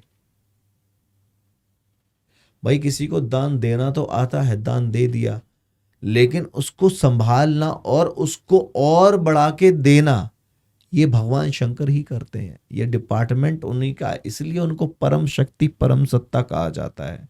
वो कभी विष्णु राम बन के आएंगे, कृष्ण बन के आएंगे चलाने के लिए, लेकिन भगवान शंकर नहीं आते ऐसे मनुष्य रूप में चलाने के लिए, क्योंकि उनके वेग को, जो उनका स्वभाव है, वो कोई झेल नहीं सकता, वो कोई ऑब्जर्व नहीं कर सकता उस चीज को। इसलिए उनको परम शक्ति कहा जाता है, और इसलिए भी कहा जाता है क्योंकि माता जगत जननी जगदम्बा उनकी अर्धांगिनी है। और वो बेसिकली माता यानी पार्वती माता की भी आराध्य है कहीं ना कहीं। जी, जी, जी, क्योंकि जी, जब वो गुस्सा अगर होती हैं तो वो उनको मनाते भी हैं। बिल्कुल, परम शक्ति शिव जी, वो उनको मनाते जब वो गुस्सा करती हैं। बिल्कुल बिल्कुल। तो जब आपकी एनर्जी अगर अनकंट्रोल होगी, अगर आप गाड़ी चला रहे हैं और आप उसको अनकंट्रोल स्पीड के साथ लेके जा रहे हैं, तो गाड़ी आपको चोट पहुंचाएगी, लेकिन उसको हैंडल कौन करता है? आप। ऐसे ही माता शक्ति तो सोर्स ऑफ एनर्जी है, और भगवान शंकर उनके हैंडलर हैं। भगवान शंकर उनको हैंडल करते हैं कि शांत शांत शांत, कि मैं तुम्हारे कोप को मैं संभाल लेता हूं। तो भगवान शंकर माता शक्ति के हैंडलर भी हैं। और हम इसको देखा जाए डे टू डे लाइफ में, हर हस्बैंड वाइफ को ऐसा होना चाहिए। वो हमें ये भी तो सिखाते हैं। बिल्कुल। सबसे माता पार्वती ने जब सती रूप में थी, तो उन्होंने अपने शरीर का त्याग कर दिया, और फिर से यही कहा भगवान राम से कि मुझे दोबारा से मुझे शंकर ही मिले, शिव ही मिले हर जन्म में। तो नारी को भी ये समझना चाहिए जो आजकल चल रहा है समाज में कि आप के पति से बढ़ के संसार में कोई दूसरा नहीं है। आप हमेशा हस्बैंड वाइफ के बीच में ऐसी अंडरस्टैंडिंग होनी चाहिए। वो सीखने को मिलता है उनसे। बिल्कुल। माता पार्वती को सिर्फ अन्नपूर्णा कहा जाता है, अन्न की पूर्ति करती हैं वो। जब भगवान शिव पार्वती जी को उठा के ले, जब उनके अंश गिरे थे उस टाइम बहुत माना जाता है कि बहुत गुस्से में थे भगवान शिव जी, बहुत दुख थे। वो फेस को किस तरीके से दर्शाया गया पुराणों में या वेदों में? भगवान शंकर जिस समय पे माता सती को लेके पूरे ब्रह्मांड में कम से कम 40,000 साल तक घूमते रहे, भ्रमण ही करते रहे, पूरा अपना उन्होंने सब कुछ त्याग दिया, जो उनके पास शक्तियों तक को त्याग दिया, एक औघड़ जोगी का वेश बना लिया था। और जब नारायण ने देखा कि ऐसे नहीं होगा, तब उन्होंने अपने सुदर्शन चक्र से माता पार्वती की 52 शक्ति पीठों की स्थापना की और वहां पे इंटरकनेक्शन बना रहे शिव का हमेशा, इसलिए शिव ने वहां पे काल भैरव को स्थापित किया, प्रोटेक्ट करें। जिस समय दक्ष को मारने के लिए भैरव को भेजा था, वीरभद्र को जब भेजा था भगवान शंकर ने। शिवम जी, जैसा भी आपने बताया वो 52 शक्तिपीठ के बारे में, इसके पीछे की पूरी कहानी मुझे जाननी है। देखिए, एक बार क्या होता है, भगवान शिव और माता सती कुंभज ऋषि के पास, अगस्त ऋषि के पास जाते हैं त्रेता युग में। एक बार त्रेता युग माही, शंभु गए कुंभज ऋषि पाही। क्यों जाते हैं? भगवान राम की कथा सुनने के लिए जाते हैं। कथा सुनते हैं तो वहां पे क्या होता है कि अगस्त जी तो एकदम, जब साक्षात शिव आपके सामने खड़े हो तो क्या सुधीमती उनको रहेगी। अच्छा, कथा अगस्त जी को सुनानी होती, लेकिन वो नीचे बैठते हैं और माता पार्वती को और शिव जी को ऊपर बिठाते हैं। लेकिन जनरली जो कथा कहता है वो ऊपर बैठता है। हाँ। श्रोता नीचे होते हैं, वक्ता ऊपर। लेकिन यहाँ पे वक्ता अगस्त जी नीचे बैठते हैं और शिव और सती जी ऊपर बैठते हैं उनसे। कथा पूरी होती है, लेकिन माता सती में उस समय भगवान राम के लिए अविश्वास पैदा हो जाता है। वो राम को ब्रह्म नहीं समझती कि ये भगवान कैसे हो सकते हैं, जो जिसकी पत्नी को कोई हर के ले जाए और जंगलों में रोता हुआ भटक रहा हो। यहीं से पूरे ध्यान से नहीं सुनती। कथा पूरी होती, सब कुछ जाते हैं। तो भी ये जब कैलाश जा रहे होते हैं, उस समय पे भगवान शंकर और माता सती देखते हैं कि भगवान राम यहीं पे जंगलों में ढूंढ रहे हैं माता सीता को। तो भगवान शंकर वहीं से प्रणाम कर देते हैं, लेकिन भगवान राम उस समय मनुष्य रूप में होते हैं, चुपचाप आते हैं। इसलिए वो अपने को आपको दिखाना नहीं चाहते कि मैं ब्रह्म ही, स्वयं नारायण ही आया हूँ। इसलिए शंकर उनके पास नहीं जाते, वहीं से ही प्रणाम कर लेते हैं उन्हें। और माता सती को ये बात समझ नहीं आती।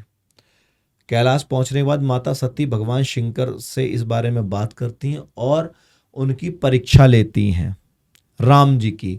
राम जी की परीक्षा कैसे लेती हैं? वो माता सीता का रूप धारण करती हैं और राम जी के आगे आगे चलने लगती हैं। तो भगवान राम उस समय पूछते हैं कि माता सती से कि आप यहाँ पे अकेले जंगलों में कैसे भटक रही हैं? बृहस्पति यानी भगवान शंकर कहाँ पर है? अच्छा, वो इस नाम से पुकारते हैं? हाँ। वो माता सती उस समय पे एकदम शॉक्ड हो जाती कि इन्हें कैसे पता, मैं तो सीता के रूप में हूँ। वो बस वहीं से उन्हें देख के गायब हो जाती हैं। आती हैं, भगवान शंकर सब कुछ देखते हैं, पूछते हैं कि तुमने राम की तपस्या ली? उनका होता है नहीं, मैंने ऐसे उनकी परीक्षा कुछ नहीं ली है। तो उस समय पे भगवान शंकर माता पार्वती को अपने राइट हैंड साइड में आसन ना दे, लेफ्ट हैंड साइड में आसन ना दे के सामने आसन देते हैं। वो इसलिए क्योंकि माता सती माता पार्वती का रूप बना चुकी थी। यानी उस समय माता सती सीता जी का रूप बना लेती हैं और सीता जी को भगवान शंकर अपनी माँ के स्वरूप, माँ जैसा मानते हैं। तो जब उन्होंने वो एक बार रूप ले लिया तो उनको वो अपनी अर्धांगिनी के रूप में एक्सेप्ट नहीं कर सकते और अविश्वास आ गया था माता सती में राम जी के लिए। उसी समय पे घटना चक्र ऐसा होता है, भगवान शंकर 80,000 साल की तपस्या में लीन हो जाते हैं।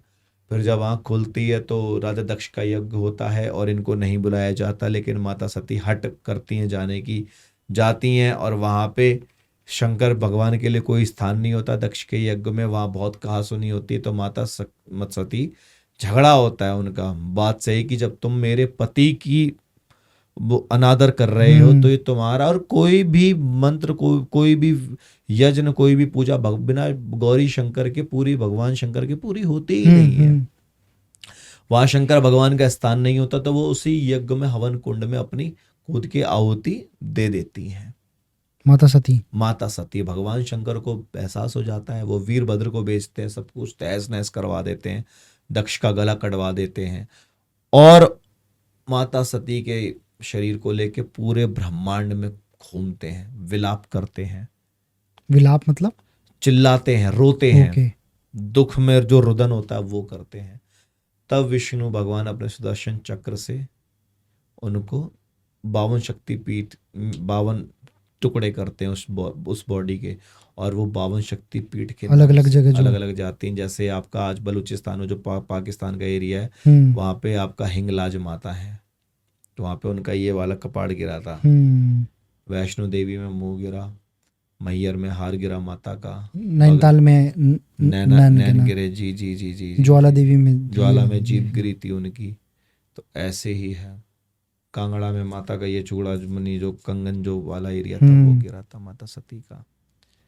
तो बड़ा ये इमोशनल वो हो जाते हैं इस पे।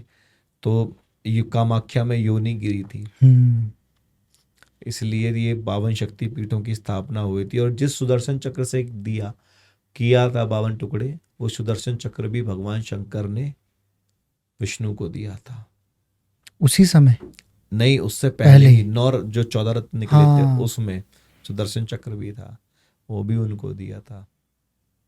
तो इसके पीछे की स्टोरी ये है कि उनको राम के प्रति अविश्वास हो गया। जो भगवान शंकर का उपासक है तो वो राम का उपासक उसे होना ही पड़ेगा, इसमें कोई दूसरा ऑप्शन है ही नहीं। और जो राम का उपासक है उसको भगवान शंकर की शरण में जाना ही पड़ेगा, और वो खुद शायद ऑटोमेटिक होने लग जाता है। अगर आप शंकर को पूछ के राम से द्वेष रखेंगे और राम को पूछ के शंकर से द्वेष रखेंगे तो कुछ नहीं मिलने वाला आपको। जो हाल रावण का हुआ था वही आपका होगा। उन्होंने भी तो यही किया था, शंकर को पूछ के राम से द्वेष किया था, राम से बैर कर लिया रावण ने। भगवान शिव को तंत्र के साथ भी जोड़ा गया है, क्यों? देखिए, तंत्र क्या होता है? तंत्र एक फॉर्म ऑफ एनर्जी होती है जो आप अपने शरीर में उसको क्रिएट कर लेते हैं बड़ा सिंपल तरीके से। मंत्र क्या है कि मंत्र फॉर्म ऑफ वर्ड्स की एनर्जी है जिसे आप बोल के कोई चीज को कंट्रोल करते हैं। यंत्र होता है कोई आपने कोई इक्विपमेंट बनाया, कोई सिस्टम बनाया है, आपने गैजेट बनाया है, उसको आपने सिद्ध कर लिया, वो यंत्र हो गया। लेकिन तंत्र का मतलब होता है कि आप अपनी बॉडी फॉर्म को ही उस अवस्था में ले जाते हैं कि जहां से आप उस योग पद्धति की चरम सीमा पे पहुंच जाते हैं। भगवान शंकर, और ये कौन करता है? ये करते हैं योगी पुरुष। भगवान शंकर को इसीलिए जोड़ा जाता है कि भगवान शंकर योगी हैं। वो हमेशा योग अवस्था में रहते हैं, वो हमेशा समाधि लगा के रहते हैं, इसलिए तंत्र को भगवान शंकर से जोड़ा जाता है। इसमें जो ये तांत्रिक होते हैं ये लोग भी भगवान शंकर को अपना आराध्य मानते हैं जी। पर तांत्रिक की सही डेफिनेशन क्या है? कि ये सच में समाज के कल्याण के लिए काम करते हैं या तांत्रिक एक नेगेटिव फॉर्म है? तांत्रिक जो थे, तांत्रिकों का काम जो होता था, तांत्रिक जो थे, जो तांत्रिकों का काम था, जो उन्होंने सिद्धियां हासिल की समाज के कल्याण के लिए। लेकिन जो अब चल रहा है वो सब का सब ढोंग है, दिखावा है। जब आप समाज का कल्याण ना करके आप उल्टी सीधी क्रियाओं में लगते हैं कि इसको मार दो, कि इसकी बलि चढ़ा दो, कि इसको कर दो, इसको ही कर दो, तो वो आपको ही पाप लगेगा। और जो भी ऐसे तांत्रिक होते हैं उनकी लाश में बड़ी गंदी मौत होती है, उनके पास बचता कुछ नहीं। और जो लोग ये करवाते हैं उनके साथ भी वही होता है, क्योंकि जब आप इतनी हैवी एनर्जी को कैरी करने के लिए भी तो आपको वो पावर चाहिए। जब वो एनर्जी आपकी पावर से बाहर है, अब ये तांत्रिक करते क्या है, ये काली की उपासना करेंगे, तंत्र की में उसमें किसी ऐसी शक्ति की शमशान में बैठ के उपासना करेंगे, प्रेत आत्माओं भगवान देते को। हैं शक्ति ऐसे एक गलत कामों के लिए। ये प्रेत मंत्रों के द्वारा प्रेतों को पकड़ लेंगे, या फिर कुछ और ऐसी जो बाधाएं होती हैं उनको पकड़ के उनसे अपना काम करवाते हैं। भगवान शक्ति नहीं देते, शक्ति होती है मंत्र में। मंत्र अच्छे भी होते हैं, गलत भी होते हैं।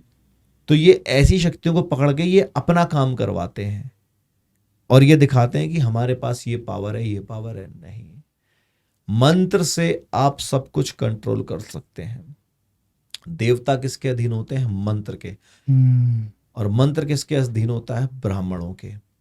जो वेद मंत्र बोले जाते हैं वो कोई सिद्ध ब्राह्मण होते हैं, वही लोग ये सब बोलते हैं। तो जो लोग भी अगर इनमें बिलीव करते हैं, जो मर्जी कह लो इन्हें, ब्लैक मैजिक, टोना टोटका, जिनके साथ ये भी हुआ है, सच में अगर उनको इन सब चीजों से बचना है तो क्या करना चाहिए? उनको अगर इन सब चीजों से बचना है तो उन्हें भगवान शंकर की सात्विक तरीके से आराधना करनी चाहिए, और इसके साथ में हनुमान जी। कोई भी उनका बाल बाका नहीं कर सकता, कोई भी नहीं कर सकता ऐसे लोगों से। आपको अपना खाना पीना शुद्ध रखना चाहिए। आप अगर डेली 11 हनुमान चालीसा के पाठ करते हैं और शंकर की स्तुति करते हैं, 12 ज्योतिर्लिंगों के नाम लेते हैं, सौराष्ट्रम सोमनाथम च श्री शैल्य मल्लिकार्जुनम जो है आप वो लेते हैं, आपका कोई बाल बांका नहीं कर सकता। आप अगर ऐसी किसी फॉर्म एनर्जी में पहले थे और वो शक्ति अगर आपके साथ में अभी है तो आप उसको ऐसे ही काट सकते हो। आप अपने एनर्जी लेवल को उस पे ले जाओ, किसी बाबा वाबा के पास जाने की जरूरत नहीं। क्या जरूरत है?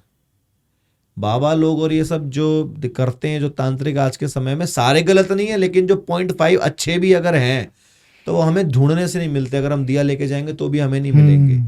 ये जितनी भी तंत्र की जो उल्टी सीधी उपासनाएं कर रहे हैं, समाज का बेड़ा गर्क इसीलिए हो रहा है कि ये किसी भी आत्मा को सिद्ध कर लेते हैं मंत्रों से, उससे दुनिया भर के काम करवाते हैं। वो तो आत्मा तो भाई जिसको आपने पकड़ा है, जिसका मोक्ष हुआ ही नहीं, जिसको प्राप्ति जिसकी हुई ही नहीं है, वो तो पहले से ही परेशान है। जब आप गरुड़ पुराण का अध्ययन करेंगे तो उसमें आता है कि जब आत्मा शरीर छोड़ती है तो जो सिद्ध, जो भजनानंदी हो, जो भगत होता है, उसको कोई दिक्कत नहीं होती। जो नॉर्मल आदमी होता है उसकी जो प्राणवायु जब छूटते हैं उसकी आत्मा होती है बहुत तड़पती है, बेचैन होती है, बहुत बेचैन होती, परेशान होती है वो।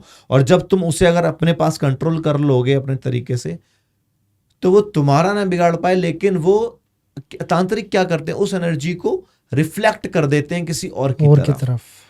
तो इसीलिए वो उसे कंट्रोल नहीं कर पाता, जो आदमी इसके चक्कर में पड़ जाता है।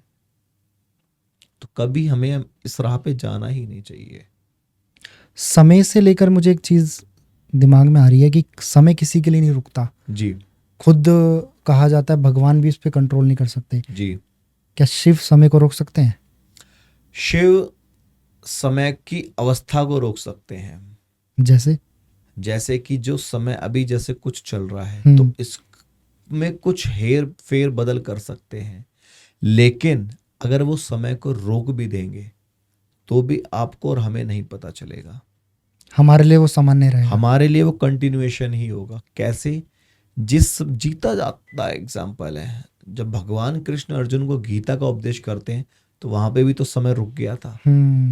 पर वैसे चल रहा था सब कुछ, वहां पे सब कुछ जो जैसा था वैसा ही हो गया। जब गीता पूरी हुई, सब कुछ हुआ, सब कंटिन्यूएशन में चलने लग गया। अभी हम पॉडकास्ट कर रहे हैं, बात कर रहे हैं, लेकिन हमें नहीं पता चलेगा कि क्या पता हम 1000 साल से रुके हुए हों और अभी बात करने लग गए। क्यों? क्योंकि हमारा दिमाग उस लेवल पे नहीं है। हमारा जो स्टेट ऑफ माइंड है, हमारा जो कॉन्शियस माइंड है, जो हमारा एनर्जी लेवल है, हम उसको बर्दाश्त ही नहीं कर सकते। सही कहा। मतलब वो पावर या वो चीज, शक्ति खुद जी शिव के अंदर है जो इस चीज को कंट्रोल करती है। बिल्कुल। और इसमें कहना कोई गलत नहीं है कि समय ही शिव है। बिल्कुल। ये कलयुग चौथा कलयुग है। ये कलयुग नहीं, सॉरी, ये कलयुग आपका 26वां 27वां कलयुग है। ये जो मतलब पहले 26 बार ये हो चुके हैं। बिल्कुल, ये हो चुका है। राम जी यहाँ पे कई बार आ चुके हैं, 22-23 बार राम जी यहाँ पर आ चुके हैं। और हर बार हर चीज नहीं सिखाई है। बिल्कुल नहीं सिखाई है, और सेम स्टोरी चली है। आप एक बार अखबार पढ़ेंगे दिन में, उसको आप दोबारा उठा के नहीं देखते। लेकिन पुराण वही है, वेद वही है, मानस जी वही है, भगवत गीता वही है, लेकिन आप जितनी बार उन्हें पढ़ेंगे उनमें कुछ आपको नया मिलेगा, उसमें कुछ आपको नया मिलेगा। किसी सज्जन ने कहा था कि राम जी की रामायण के बारे में तो सब कुछ जानते हैं कि एक थे बामण, एक थे क्षत्रिय, एक थे बामन्ना, बिन्ने बिन की नार चुराई तो बिन्ने बिन की नार काटी, कछु बात की बात नहीं और तुलसी लिख दे पोथन्ना। तो बात तो कुछ भी नहीं थी, लेकिन आप जितनी बार उसको पढ़ेंगे उसमें आपको नया रहस्य दिखेगा। तो भगवान की जो लीलाएं होती हैं, भगवान की जो किए हुए कार्य हैं, उनमें हमेशा आपको कुछ ना कुछ नया मिलेगा, कभी कोई पुराना नहीं मिलेगा। क्यों शंकर, क्यों शिव सिर्फ ज्यादातर पहाड़ों पे ही होते हैं? पहाड़ों पे इसलिए होते हैं कि देखिए, पहाड़ों पे क्या है कि आपका जो एक तो वो है पिरामिड का शेप, आपका ट्रायंगुलर शेप है, त्रिकोणीय शेप होता है। उस टॉप पॉइंट पे आप कोई डायरेक्ट वे नहीं किया वहां पे जा सकते हैं, डायरेक्ट वहां पे वे नहीं है कि आप वहां पे जा सकते हैं। दूसरा, इन पहाड़ों की उत्पत्ति भी टेक्टोनिक प्लेट्स जो हमारी हैं, प्लेट्स जब ये नीचे से ऊपर आई हैं, जो प्लेट्स नीचे टकरा के जब ऊपर आई हैं तो ये पहाड़ बने हैं जाके, कोई ऐसे डायरेक्ट नहीं आ गए पहाड़। जनरल हम बात करें तो यहाँ शांति होती है, अच्छा प्राकृतिक सौंदर्य होता है, सब कुछ होता है, लेकिन पहाड़ों से आप ये समझिए कि जब उन्होंने अपने अंदर की चेतना को, अपनी अंदर की कुंडली को जागृत किया, अंदर से समझा, तब उस एनर्जी फॉर्म को वो ऊपर बाहर लेकर आए। भाई जितनी भी आज ये पहाड़ क्या, ये सारी प्लेट्स ही तो है पृथ्वी की, जो टकरा के ऊपर आई हैं, जो नीचे थी वो टकरा के ऊपर आई।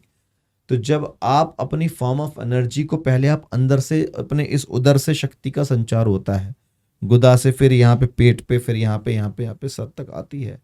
जब आप यहाँ से इसको कंट्रोल करेंगे तब आप ऊपर के स्टेट पे जाएंगे। इसलिए वहां शिव होते हैं, इसलिए वहां शिव होते हैं, इसीलिए योगी जितने होते हैं वो पहाड़ों पे इसीलिए जाते हैं। और एक और सरल तरीका है, एकांत अगर आपके पास जगह है तो आपके जो गुरु हैं, आप सिर्फ उनका ध्यान करके भी कहीं भी ट्रेवल कर सकते हैं। जो करा है लोगों ने किया है, वो सिद्ध पुरुषों ने अपने अंदर को झांका और उस टाइम पे वो पूरे ब्रह्मांड के बारे में बता दिया। बिल्कुल, जब ये कुछ भी चीजें नहीं थी इस दुनिया में देखने लायक, तब उन्होंने बता दिया ब्रह्मांड में ये सब है, ग्रह, नक्षत्र, अपने अंदर झांक के।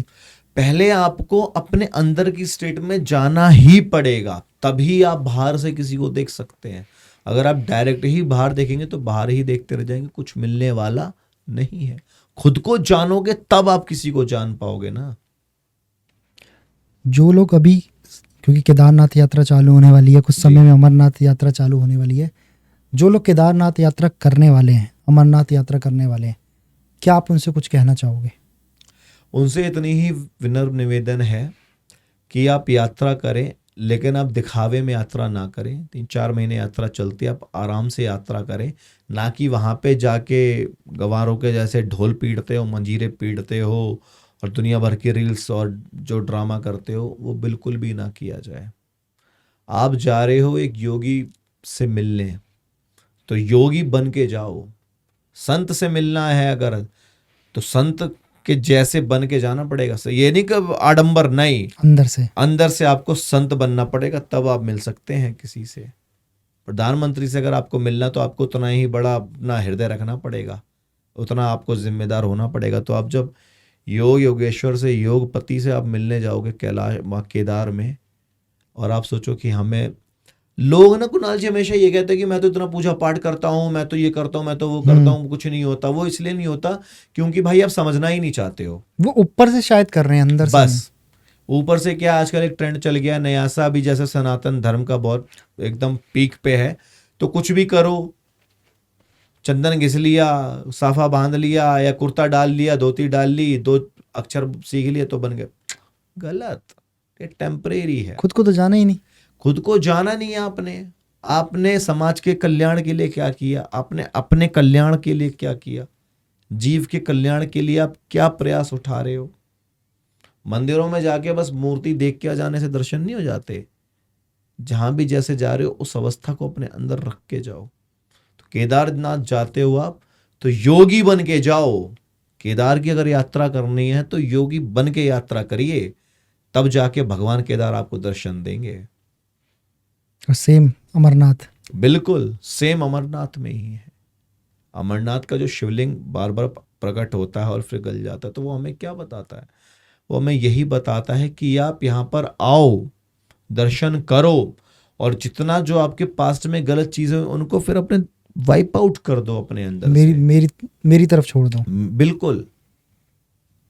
लेकिन जब आप ये करना ही नहीं चाहेंगे तो भगवान शिक्षक सिखाता सबको एक ही क्लास में, लेकिन उसमें टॉपर कोई एक या दो ही होते हैं। ये तो सबसे एकदम गहरी बात कि बिल्कुल उन्होंने सबको सिखाया, पर उसको सही तरीके से कौन समझ पा रहा है, बिल्कुल कौन जान पा रहा है, वो बहुत जरूरी है। बिल्कुल। सब एक क्लास में बैठे, एक उसी बेंच पे बैठे, एक ही शिक्षक था, तो भगवान एक ही है, लेकिन कृपा उनकी कोई कोई पा रहा है। क्यों? क्योंकि जो कोई ले पा रहे हैं उन्होंने अपने आप को उस हिसाब से बनाया है। ब्लैक होल को लेकर आप क्या सोचते हो? ब्लैक होल शिव के साथ जोड़ते हैं बहुत?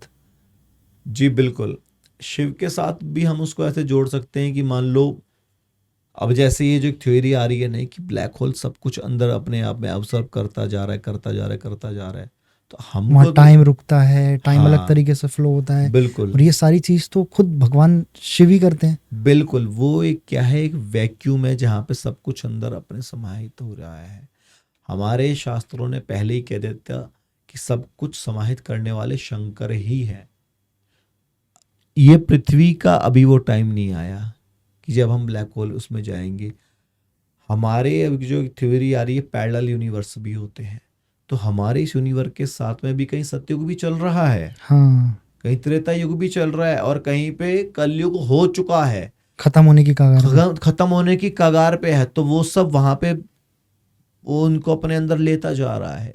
जो पहले ये लगता था बस एक ही पृथ्वी है, ये एक ही यूनिवर्स है, लेकिन करोड़ों ब्रह्मांड हैं, करोड़ों। ये तो खुद साइंस भी मानती है। साइंस मानने लग गई है। भगवान कृष्ण ने तो माता को दिखा दिया था, कौशल्या जी को दिखा दिया था, रोम रोम में उनके ब्रह्मांड है।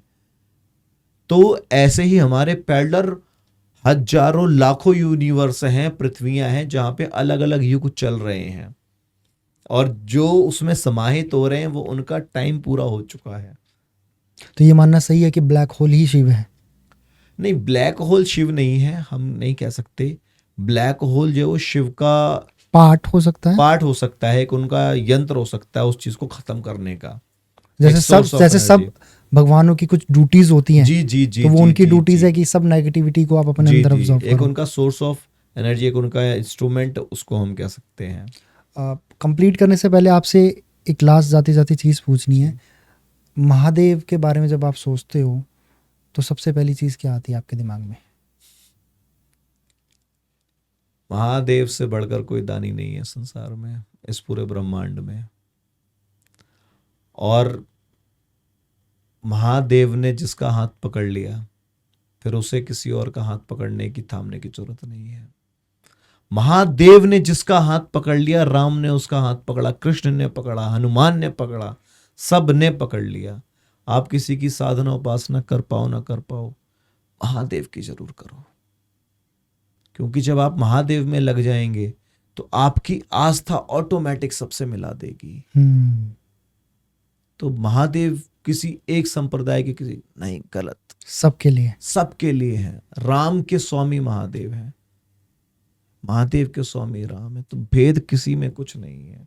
लेकिन ये है कि योगी जब आदमी बनता है, जब अपनी एनर्जीज को कंट्रोल करना उसे आ जाता है, तो सबको पा लेता है। वो आप महादेव से सीख सकते हैं, क्योंकि इसीलिए महादेव अपना योगी भेष रखते हैं।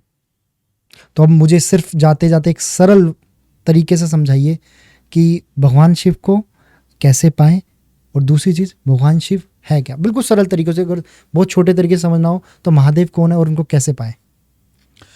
महादेव को समझने के लिए सबसे पहले अपना एक विशाल हृदय, हमेशा परोपकार करिए। परोपकार हमेशा अपने आराध्य को मन में रखे, और उन्हें पाने के लिए कम से कम नहीं तो 5 से 10 मिनट 10 मिनट ध्यान आप लगाना चालू करिए ओम के साथ में, या तो ओम या तो राम, मन ही मन में। बस पूजा आप जो भी करते हैं महादेव की रेगुलर बेसिस पे, लोटा जल सब कुछ चढ़ाते, सब ठीक है, लेकिन एक जो कम्युनिकेशन आप वो जर्नी आपको वहां तक लेके वो जाएगी। जर्नी आपको डेफिनेटली लेके जाएगी। आप ध्यान लगाना, मेडिटेशन लगाना चालू करिए। ओम एक अलग ही लेवल की पावर, एनर्जी देता है जब हम उसका उच्चारण करते हैं, जब हम बोलते हैं या सुनते हैं, चाहे किसी गीत में या अपने घर पे कोई पूजा होती है, किसी भी तरीके से वो ओम की जो सुनने की पावर है, जो फ्रिक्वेंसी है, वो बहुत अलग है जी। वो ऐसा लगता है कि ओम ही शिव है। बिल्कुल भाई, ओमकार जो है, ओमकार वो भगवान शंकर का सबसे पहला जो स्वर निकला वो ओम ही निकला। जो भाई अब जिसकी सबसे पहले उत्पत्ति हुई हो तो वो तो अपने आप में यूनिक होगा। सूर्य का जो साउंड अभी कैप्चर भी किया था वो भी ओम ही है। कोई भी मंत्र बिना ओम से चालू नहीं होता। एक भगवान राम का ऐसा एक बीज मंत्र है जो हमारी गुरु परंपरा में है। एक पूरे ब्रह्मांड में एक भगवान राम का जो मंत्र राज है, एक यही बिना ओम के होता है बस। बाकी दुनिया में कोई मंत्र ऐसा नहीं है जो ओम से ना हो। वो इसलिए नहीं होता क्योंकि महादेव के स्वामी राम हैं, इसीलिए ओम को राम के मंत्रों के साथ, मतलब जो हम अपना हमारा गुरु मंत्र है उसके साथ नहीं लगता, बस बाकी हर मंत्र के साथ ओम लगता है। मतलब शुरुआत है एक तरीके की। जी जी जी जी जी बिल्कुल। जब हम लोग अपने मंत्र को, जब क्या होता है गुरु परंपरा में जब माला करते हैं हम लोग, तो उससे पहले उस मंत्र को, अपने आसन को सिद्ध करते हैं, तो भी वो ओम से स्टार्ट होता है। बहुत मजा आया शिवम जी आपसे बात करके। और जब भी महादेव की बात करते हैं, भगवान शिव की बात करते हैं, एक अलग सी एनर्जी होती है, बहुत कुछ सीखने को मिलता है, जानने को मिलता है। और बहुत आई एम सो ग्लैड कि मुझे ये सब चीज़ें मिल पा रही है इस पॉडकास्ट के थ्रू। अदरवाइज अगर सपोज मैंने कभी पॉडकास्ट नहीं चालू किया होता तो शायद मैं उस लेवल पे नहीं होता कि मैं चीज़ें समझ पाता। जी जी। ये मुझे लगता है ये एक मेरा एक जरिया है, खुद ऊपर वाला मेरे से करवा रहा है कि तू जान और कितना जान सकता है। कभी मैंने नहीं सोचा था, मैं नहीं था इतना स्पिरिचुअल। होते ना लोग जैसे वही खाना उल्टा सीधा, वो सब छोड़ छाड़ के धीरे धीरे धीरे पता नहीं कैसे ऊपर वाले का आशीर्वाद मिल गया, महादेव की कृपा है ना, कि इस जर्नी में चले गए। और अभी ये जर्नी मुझे लगता है सिर्फ शुरुआत हुई है, बहुत बाकी है। अभी तो शायद इतना भर जान पाए हैं, अभी तो काफी कुछ जानना है। हम लोग भी ऐसे ही आए हैं कुणाल जी, हम लोग भी कोई वैसे नहीं आए, हम लोग भी ये कृपा है, यही तो शंकर की, राम की कृपा है हम पे। और शायद यही जर्नी है हमारी लाइफ की, बिल्कुल सही मायने में समझ पाना। बिल्कुल।